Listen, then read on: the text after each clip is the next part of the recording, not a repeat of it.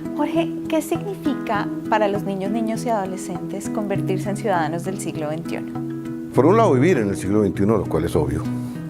Pero más allá de vivir ese siglo, es ser armónicos con lo que trae ese siglo y ser adecuados aportantes a la construcción de ese siglo. El siglo no viene solo, el siglo lo construyen. ¿Quiénes? Ellos, por supuesto.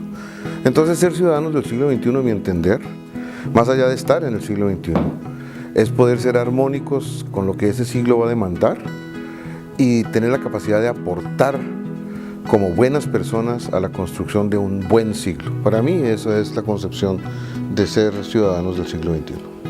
Jorge, ¿qué crees tú que pueden hacer los padres, madres y cuidadores para apoyar a sus hijos en este reto de ser ciudadanos del siglo XXI? La receta siempre empieza con la misma palabra, el amor de los padres, sin lugar a dudas. Sin eso, lo demás pues no funciona. Entonces el amor de los padres se da por hecho, por supuesto, pero hay que hacerlo explícito, porque de lo contrario, repito, la cosa queda coja. Pero más allá del amor de los padres, es que sí hay que hacer muchas cosas.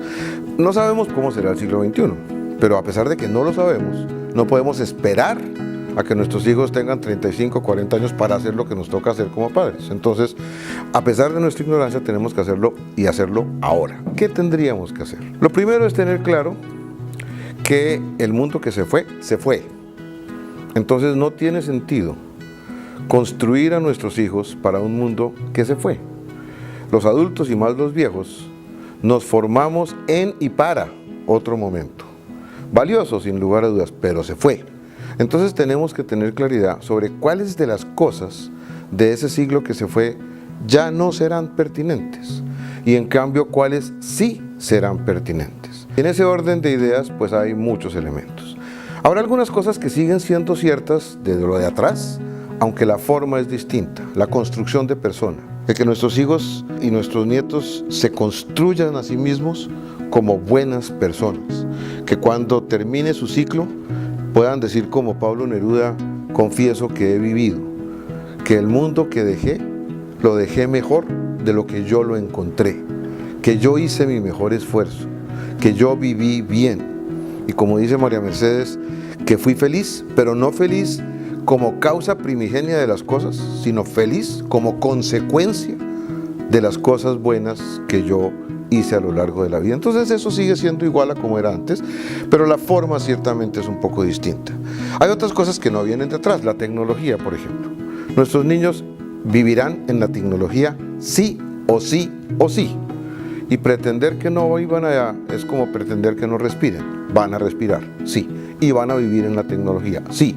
Entonces de lo que se trata no es de negarles la tecnología. De lo que se trata es de ayudarles a vivir en la tecnología y con la tecnología. Eso es un buen ejemplo de cosas que no venían de antes y que ahora sí son. Elementos de formación ciudadana. Hay muchos elementos de la convivencia cotidiana que tenemos que ayudarles a ellos a interiorizar y que entiendan que esos elementos de convivencia ciudadana son obligatorias sí o sí. Un excelente ejemplo es el pago de impuestos, por ejemplo. A nadie le gusta pagar impuestos, ni aquí ni en la China, a nadie, jamás. Pero una cosa es que a uno no le guste pagar impuestos y otra cosa es que su primera mentalidad frente a eso sea hacer trampas, ¿sí? El mundo que viene es un mundo en donde no va a haber trampas en los impuestos, simplemente porque la tecnología no lo va a permitir, punto, entre otras muchas razones. Entonces nuestros niños harán bien en aprender que eso es parte de la vida.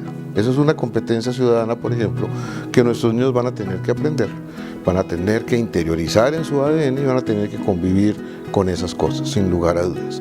Hay muchas normas de convivencia social. Antaño los espacios peripersonales eran amplísimos. En la vida cotidiana de hoy y en la de mañana los espacios peripersonales van a ser muy chiquitos. Y en ese orden de ideas hay que aprender a convivir en esos espacios peripersonales muy pequeños. Los niños tienen que aprender ese manejo. Lo que los padres pueden hacer es tratar de reflexionar qué es dentro de la ignorancia que tenemos sobre el mundo que viene, qué es lo que sí tal vez podamos prever que va a ocurrir y ayudar a nuestros niños a insertarse de manera armónica en ese mundo, de manera que puedan vivirlo, que puedan gozarlo y que puedan aportar a él de manera armónica. Una última pregunta, Jorge. Frente a esta tarea grande de criar y de acompañar a estos niños a convertirse en ciudadanos del siglo XXI, pueden surgir miedos y pueden surgir preocupaciones por parte de los padres. ¿Qué les dirías tú frente a eso, frente a cómo abordar esos miedos y preocupaciones? Yo les diría que la vida es hermosa, siempre lo fue y siempre lo será.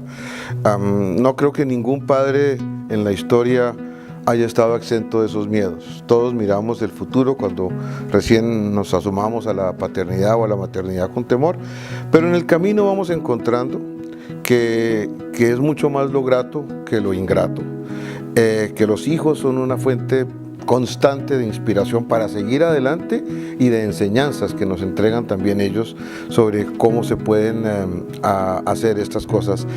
Y a los padres en general, el impulso de la juventud, ¿sí? Los jóvenes son atrevidos, los jóvenes les interesan los desafíos, no se arredran ante un obstáculo, y ese es un obstáculo que bien vale la pena luchar. Creo que los padres tienen buenas razones para saber que triunfarán en el empeño, pero que por supuesto el empeño sí es difícil.